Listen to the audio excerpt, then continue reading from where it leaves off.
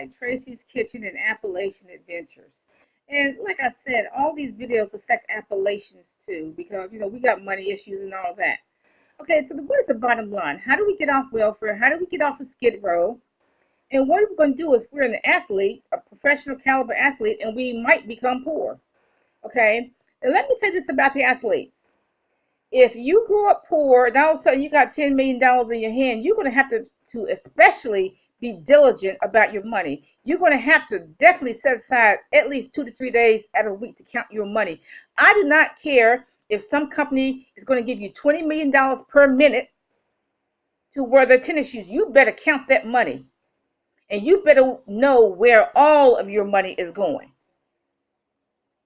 Okay, like I said, if you don't know how to add, subtract, multiply, and divide, please learn right now.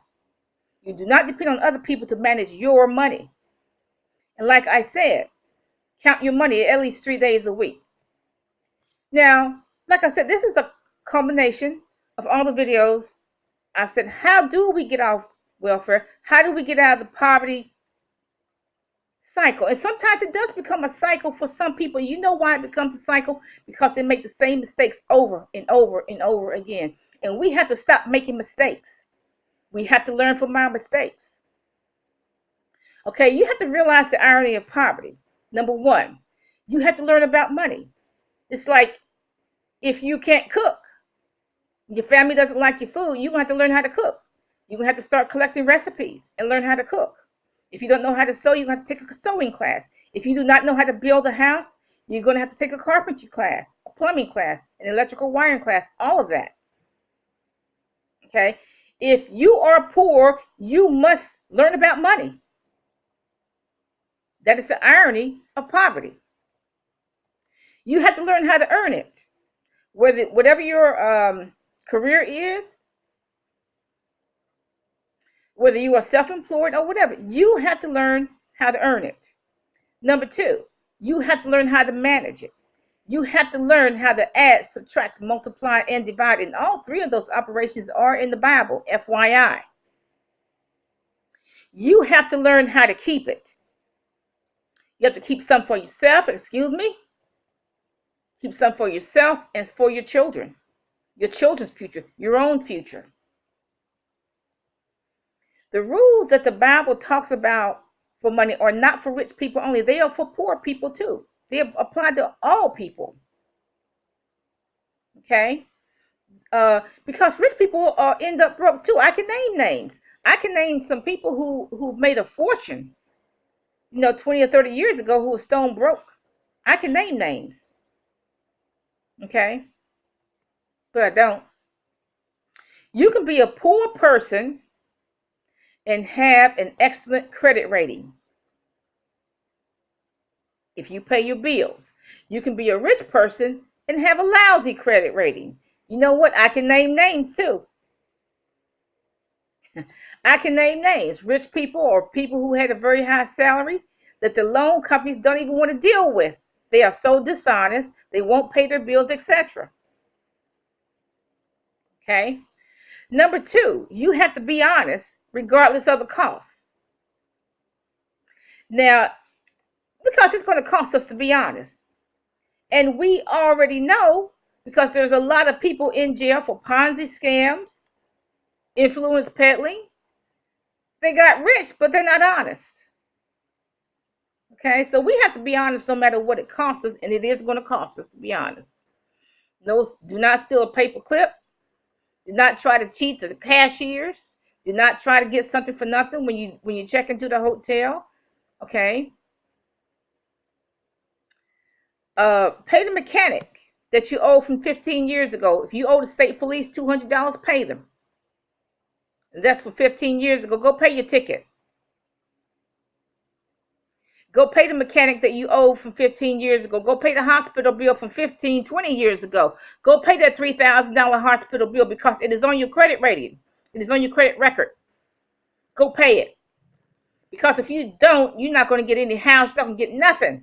No house, no nothing. Number three, you must buy property. You buy one lot and pay cash for it. Do not buy any lot on credit. You can get lots Even houses in Toledo, Ohio, probably less than $300. Detroit, ditto. Probably Chicago too, or parts of Illinois. There are just a lot of places where you can definitely get a lot or almost a half an acre for under $800. Okay, there's a lot of states, but you have to do your research. Now, if you decide to buy a home, I'm suggesting that you have no mortgage or a very low mortgage. 5 years, preferably 3 years or less. You can pay that mortgage off in 3 years or less. I'm suggesting that you, whatever mortgage you get, 5 years or 3 years, that you pay it off as soon as you possibly can. How do you pay off a mortgage? Well, you send an extra check to your bank or whoever the mortgage company is, and you tell them, apply this check to the principal.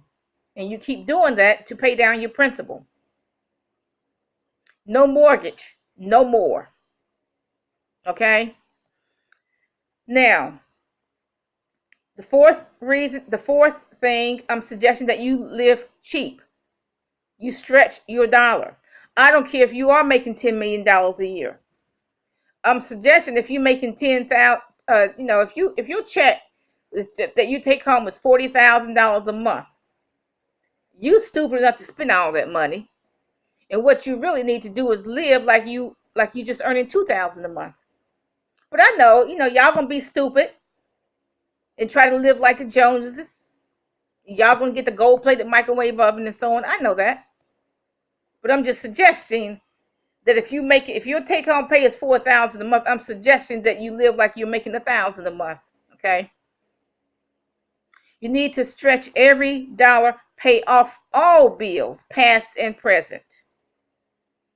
I'm suggesting, particularly if you're poor, that you live on a dollar economy. What is a dollar economy? In other words, you can only afford to spend $1 a day after all your bills are paid off. That's all you can afford is $1 a day. I'm suggesting that you do live on a dollar economy. And you know what? It can be done. It can be done. And frankly, if you on Skid Row, you on like a 50-cent economy. Okay, because you don't have really nothing at all. Okay, you don't need a credit card except for traveling. I would not suggest that you get a credit card to buy a piece of bread or a loaf of bread. You only really need one for traveling. I'm suggesting that you buy in bulk. Use coupons. There are some people who are so good at couponing, they will buy $72 worth of groceries and only pay 58 cents. There are some people who are very good at that. Go to the websites. There are coupon websites. Go to the thrift stores, the discount stores. You can get discount books. You can get a lot of that online. You can get discount everything online. Books, sewing machines, everything online. Some of you think you're too uppity to go to the thrift shop. Okay, I know that. Okay. Drought.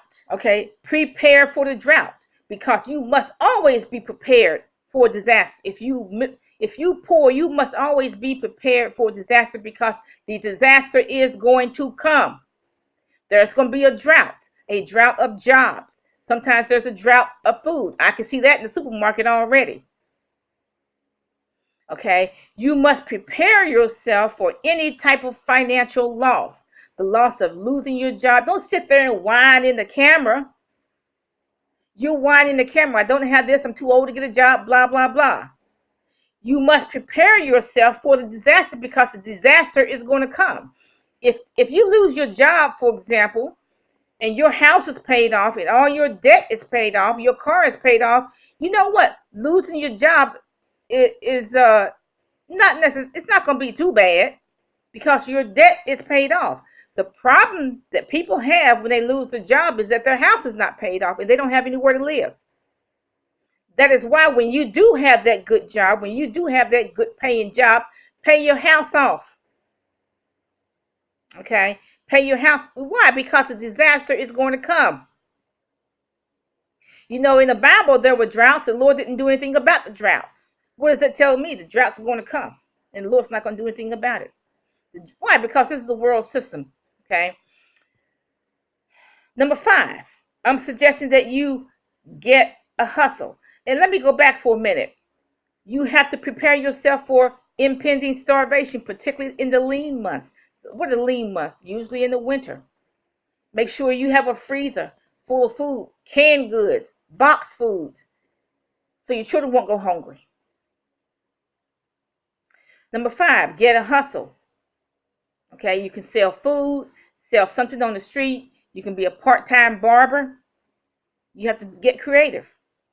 You can make films. You can write music, write books. You can invent something. Everything hasn't been invented. You can get a patent or everything that you write, whether it's music or books, whatever, you need to get a copyright. I have a lot of copyrights, and I have one patent, FYI. Okay, you got to get creative. Okay. Number 6, sacrifice something now to have something later. Okay, sacrifice the hair and nails so you can have something later. You're spending $200 on your weave so you can grow 18 inches of hair, and you could have taken that $200, either put it in your retirement account and taken the $100 and put it in your children's savings account or trust fund. Okay? Stop buying things and start buying real estate. The cheapest you can find. I don't care if you got a $45 million in the bank. Buy real estate anyway. Buy the cheapest you can find. Because, let's just say you're a super athlete. You got $40 million in the bank or $99 million in the bank. You still need to buy cheap real estate, because if you go blind and stupid, okay, you're going to need some of that income from rental income to pay for your medical bills at the very least, to take care of your family at the very least, because you know what? At some point, you're going to stop earning $99 million. Nobody's going to pay you. So you're going to need some rental income from those houses, from that real estate. Okay, if you become blind and stupid, if you're a boxer and they hit you in the wrong place, you can become blind and stupid. Okay, and you need some real estate money to take care of you while you're blind and stupid. Okay, if you are a golfer or a basketball player or football player, anything could happen on the field, particularly a football player. Anything, you can get a concussion, anything, and you're going to need those rental properties to sustain yourself, to pay for the medical bills, to help you out. Because you got this terrible head injury. Okay, take care of your medical bills. Okay, now, if every homeless person had a lot, we wouldn't have a homeless problem anywhere in the United States. So I'm suggesting that all homeless people buy a lot. You got $500 left? I'm suggesting you go buy a $500 lot. Find it. It's out there. You have to get on Zillow, or you have to get on Google to find those lots. Less than $500. Okay? What I don't understand is why homeless people go from one misery to another misery. They're homeless in Chicago, they're homeless and broke in Chicago, and then they'll go to LA where they're still homeless and broke. See, I don't even understand that kind of thinking. It would make more sense to me if you're homeless and broke in Chicago, if you went to the South, like South Carolina or North Carolina, Tennessee, where at least the real estate is cheaper. You can buy yourself a lot, and you can live on your lot.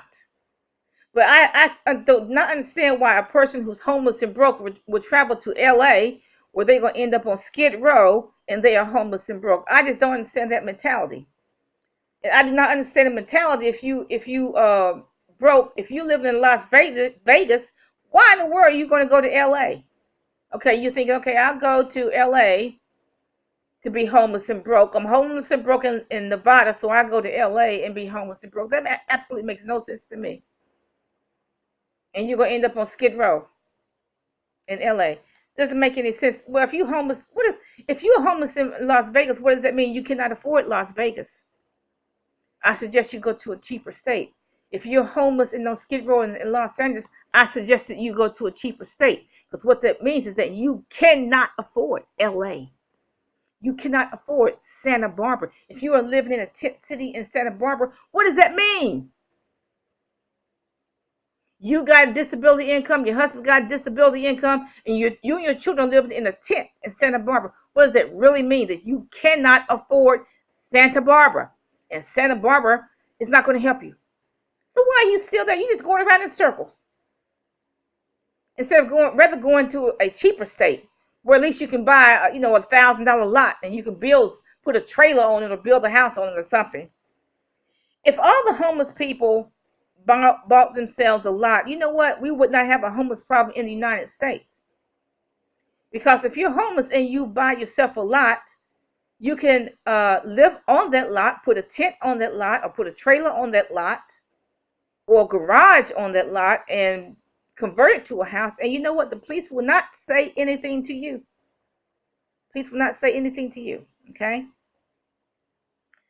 So those are the 6 things that I think is a method to get off welfare, get off Skid Row, and to fight your own poverty. Number 1, the irony of poverty. Realize the irony of poverty. You have to learn about money. Number 2, be honest, regardless of the cost. Number 3, buy property. Buy 1 lot, pay cash, no debt.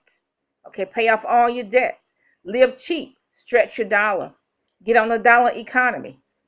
No credit cards, pay off all of them. Pay off people that you owe from 16 years ago. Number 5, get a hustle. Sell something on the street. Get creative. Write something. Invent something. Number 6, sacrifice something now so you can have something later. Save for your retirement. Save something for your children. Start with $5 a month. Start yourself with $5 a month. Okay? Have a nice day, y'all. Peace.